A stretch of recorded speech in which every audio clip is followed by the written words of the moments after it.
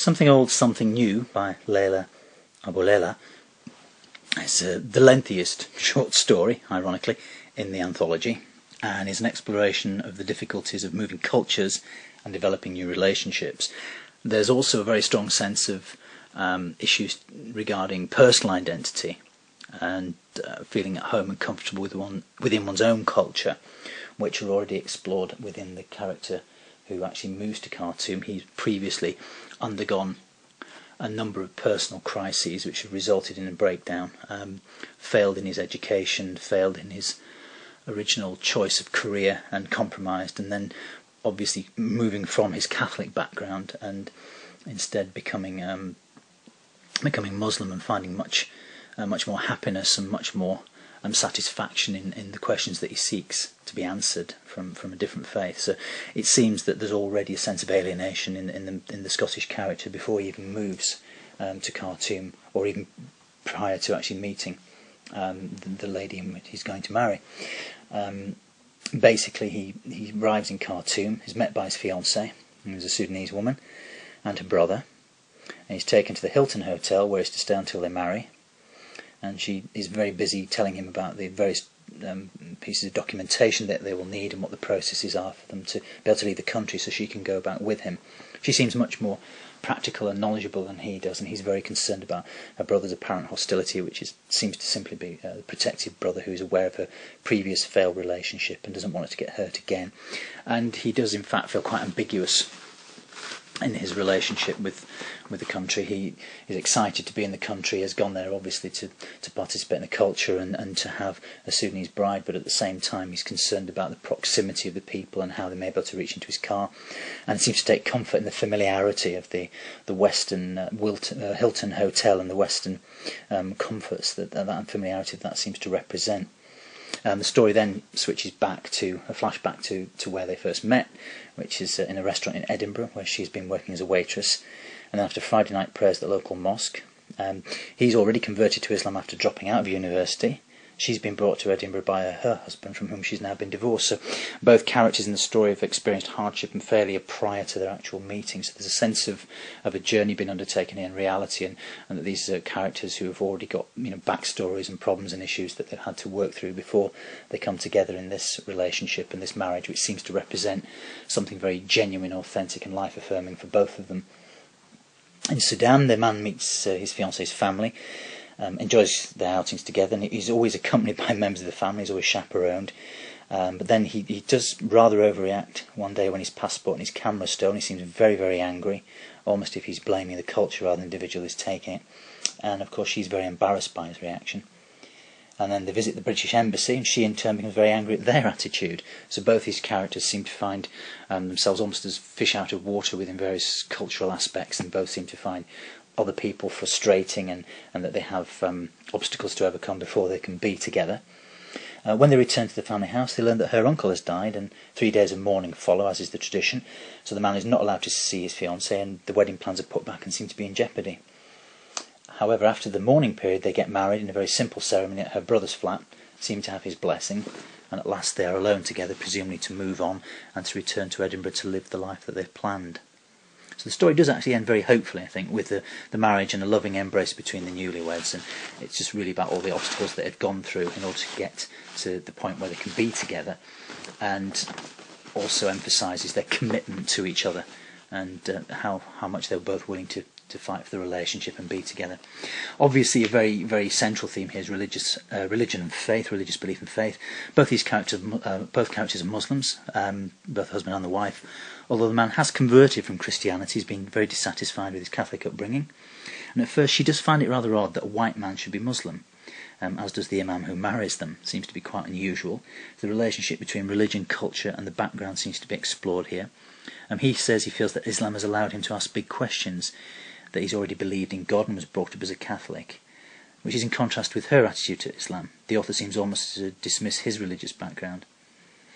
In terms of cultural differences, the story shows us, from a Scotsman's point of view, rather than from the Sudanese woman's, the actual aspects of Sudanese life that he finds rather disturbing, particularly with the proximity and of the people, and also the the theft of his passport and camera. But he does seem eager to embrace the culture, although there are aspects of it he finds possibly surprising and disturbing. And conversely as well, she seems, when she's been in Edinburgh, particularly with her headscarf, she seems to stand out and be very different from the people there.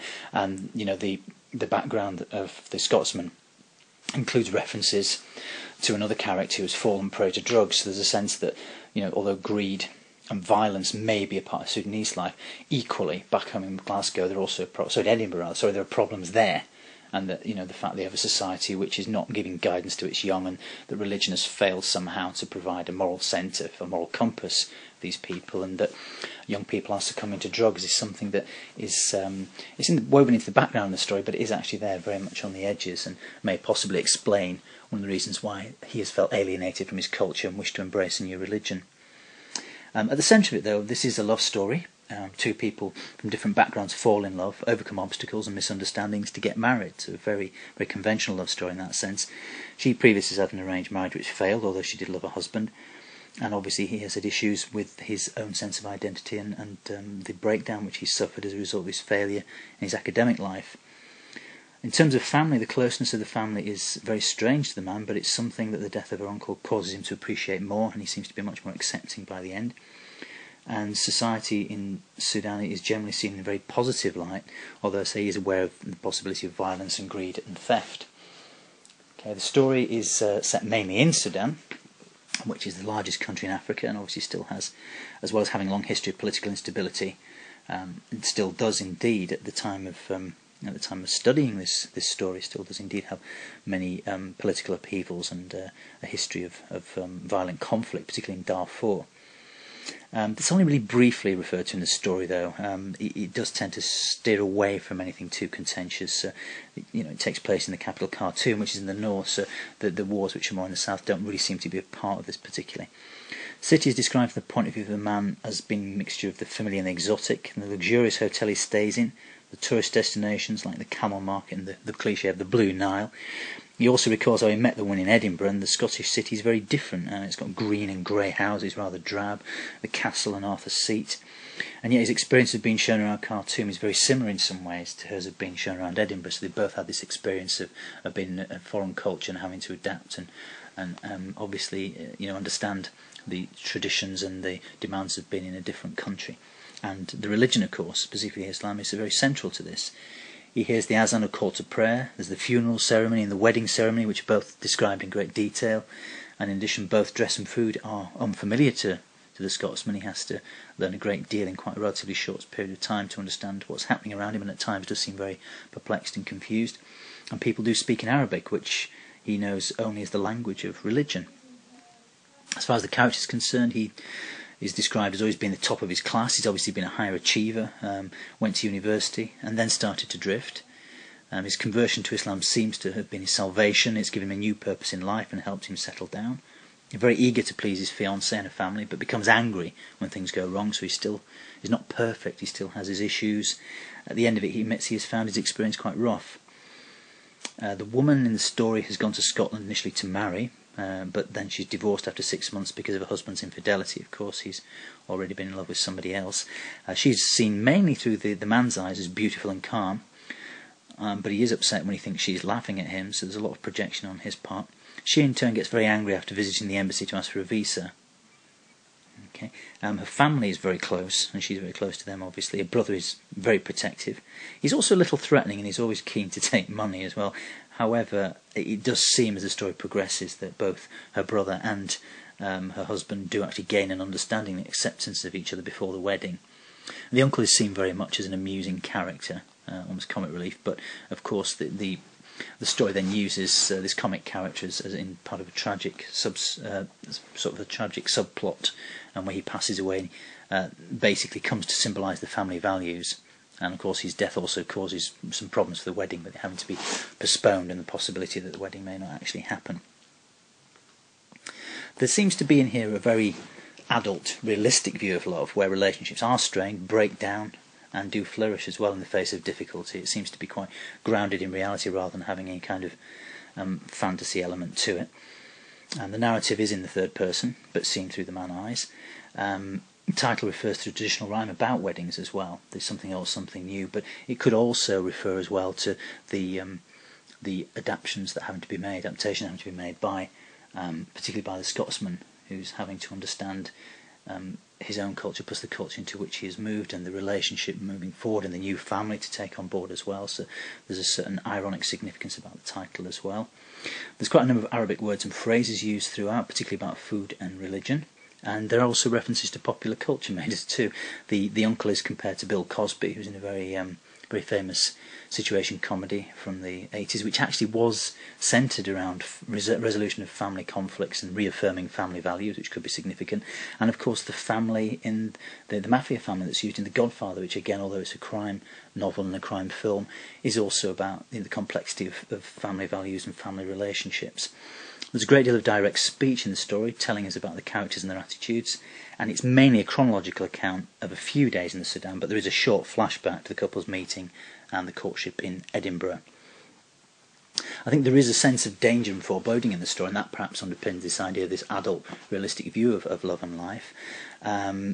Even the beautiful Blue Nile is seen as possibly a very dangerous place with the crocodiles that are underneath, and obviously there is the threat of violent robbery, which then comes to actually occur as an actual, rather than as a simple threat. It becomes an actual event in the story when the passport and the camera is stolen, and of course the sudden and tragic death of the uncle as well.